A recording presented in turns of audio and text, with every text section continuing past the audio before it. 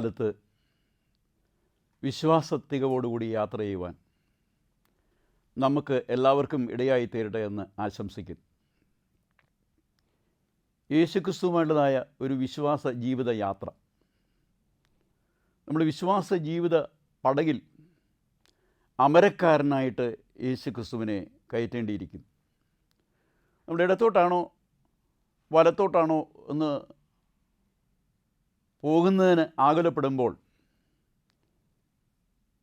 വഴി ഇതാണ് എന്ന് പറഞ്ഞ് നമുക്ക് കാണിച്ചു തരുന്ന ദൈവത്തിൻ്റെ ശബ്ദം കേൾക്കുവാൻ സാധിക്കണം. ഇതാണ് വഴി, ഇതിൽ നടന്നുകൊള്ളുവീൻ എന്നുള്ള ഇമ്പമേറിയ ശബ്ദം ഈ നാളുകളിൽ വിശ്വാസ ജീവിതത്തിൽ നമുക്ക് കേൾക്കുവാൻ കഴിഞ്ഞിട്ടുണ്ട്.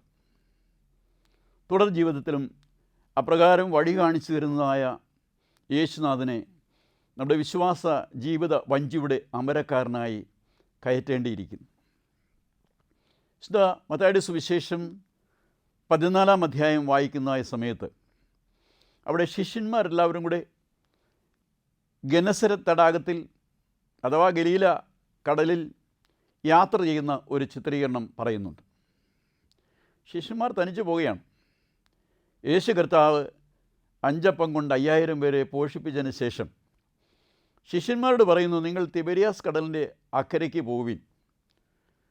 പോകുന്ന സമയമെന്ന് പറയുന്നത് യഹൂദൻ്റെ സമയമനുസരിച്ച് 6 മണിയാണ്. യഹൂദൻ്റെ സമയമനുസരിച്ച്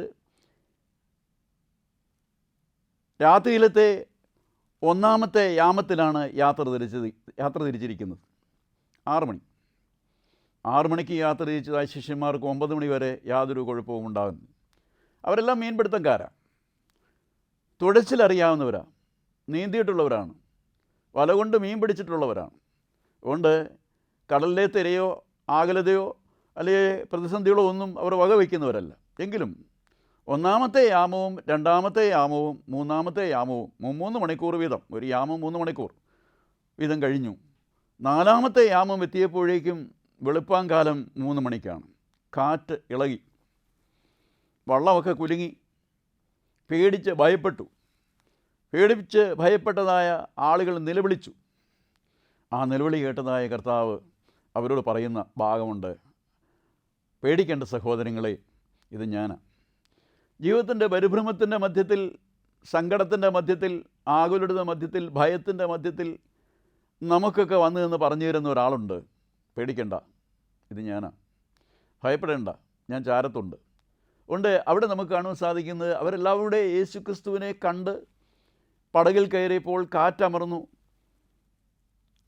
കടൽ ശാന്തമായി, അവർക്ക് സുഖമായി യാത്ര ചെയ്യുവാനായിട്ട് സാധിച്ചു. ജീവിതത്തിൻ്റെ പരിഭ്രമത്തിൻ്റെ മധ്യത്തിൽ വിശ്വാസ ജീവിതത്തിൽ യേശുക്രിസ്തുവുമായുള്ളതായ യാത്ര എന്ന് പറയുന്നത് സമാധാനം നമുക്ക് തരുന്നതായ യാത്രയാണ്, സന്തോഷം നമുക്ക് തരുന്നതായ യാത്രയാണ്, ഭയപ്പാടിൽ നിന്നൊക്കെ വിടുതൽ നമുക്ക് ലഭിക്കുന്നതായ യാത്രയാണ്. ഈ യാത്ര ചെയ്യുവാൻ നമുക്ക് സാധിക്കണം. അതുകൊണ്ട് വിശ്വാസ ജീവിത പടകിൽ യാത്ര ചെയ്യണമെങ്കിൽ യേശുക്രിസ്തുവിനെ നമ്മുടെ ജീവിതത്തിൻ്റെ വഞ്ചിയിൽ അമരക്കാരനായി കയറ്റണം. വിശ്വാസ ജീവിത യാത്ര സുഗമമാക്കണമെങ്കിൽ 4 ചവിട്ടുപടികൾ നമുക്ക് അത്യാവശ്യമാണ്. 1, പ്രാർത്ഥന ജീവിതത്തിൻ്റെ ആവശ്യം. പ്രയർ ഈസ് ടോണിക് എന്ന് പറയും, പ്രയർ ഈസ് പവർ എന്നൊക്കെ പറയും. അതുകൊണ്ട് പ്രാർത്ഥന നമുക്ക് ഏറ്റവും അത്യന്താപേക്ഷിതമായിട്ടുള്ളതായ കാര്യമാണ്. 1-ാമത്തെ ചവിട്ടുപടി.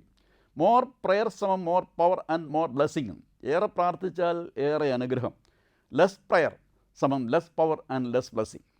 കുറച്ചേ പ്രാർത്ഥിച്ചുള്ളെങ്കിൽ കുറച്ചേ അനുഗ്രഹമുള്ളൂ, കുറച്ചേ ശക്തിയുള്ളൂ. നോ പ്രയറുണ്ട്, പ്രാർത്ഥിക്കുന്നില്ലെങ്കിൽ no power and no blessing, ഒരു ശക്തിയുമില്ല, ഒരു അനുഗ്രഹവുമില്ല. അതുകൊണ്ട് മോർ പ്രയറിൻ്റെ അനുഭവക്കാരായി തീരുവാനാണ് ഈ നൊയമ്പ് കാലത്ത് നമ്മളോട് ദൈവവചനം ആഹ്വാനം ചെയ്യുന്നത്. 2-ാമത്തെ ചവിട്ടുപടി എന്ന് പറയുന്നത് ബലപ്പെടുത്തുന്ന ദൈവത്തിൽ ആശ്രയിക്കണം. ബലം നിന്നുള്ള മനുഷ്യൻ ഭാഗ്യവാൻ, ഇങ്ങനെയുള്ള മനസ്സിൽ സിയോനിലേക്കുള്ളതായ പെരുവഴികളുണ്ടെന്നാണ് 84-ാം സങ്കീർത്തനക്കാരൻ പറയുന്നത്. 3-ാമത്തെ ചവിട്ടുപടി യഥാസ്ഥാനപ്പെടുത്തുന്ന ദൈവത്തിൽ ആശ്രയിക്കണം. നഷ്ടപ്പെട്ടതൊക്കെ തിരിച്ചു തരുന്ന ദൈവമാണ്. നഷ്ടത്തെക്കുറിച്ച് ബോധ്യം വന്നിട്ട് വിഷമിച്ചിരിക്കേണ്ട കാര്യമില്ല. അതെല്ലാം തിരിച്ചു തരുന്ന, റീസ്റ്റോറേഷൻ വർക്ക് ചെയ്യുന്നതായ, തിരിച്ചു തരുന്നതായ ദൈവമാണ്. ആ ദൈവത്തിൽ ആശ്രയിക്കണം. 4-ാമത്തെ കാര്യം, എൻ്റെ ദൈവം എൻ്റെ കൂടെ എല്ലായിടത്തുമുണ്ട്. ശിഷ്യന്മാർക്ക് ഗെനസരത്ത് തടാകത്തിൻ്റെ ആ കടലിൻ്റെ നടുവിൽ പ്രത്യക്ഷപ്പെട്ട കർത്താവ് നമ്മുടെ എല്ലാവരുടെയും ജീവിതത്തിലും പ്രത്യക്ഷപ്പെടും. അതുകൊണ്ട് ഈ വിശ്വാസ ജീവിത യാത്ര കർത്താവിനോടുകൂടി നയിപ്പാനായിട്ട് ഈ നൊയമ്പ് കാലത്ത് അധികം കൃപ നമുക്കെല്ലാവർക്കും ലഭിക്കട്ടെ എന്ന് പ്രാർത്ഥിച്ചുകൊണ്ട് എൻ്റെ വാക്കുകളെ ചുരുക്കുന്നു. ദൈവം തമ്പുരാൻ നമ്മളെല്ലാവരെയും അനുഗ്രഹിക്കട്ടെ.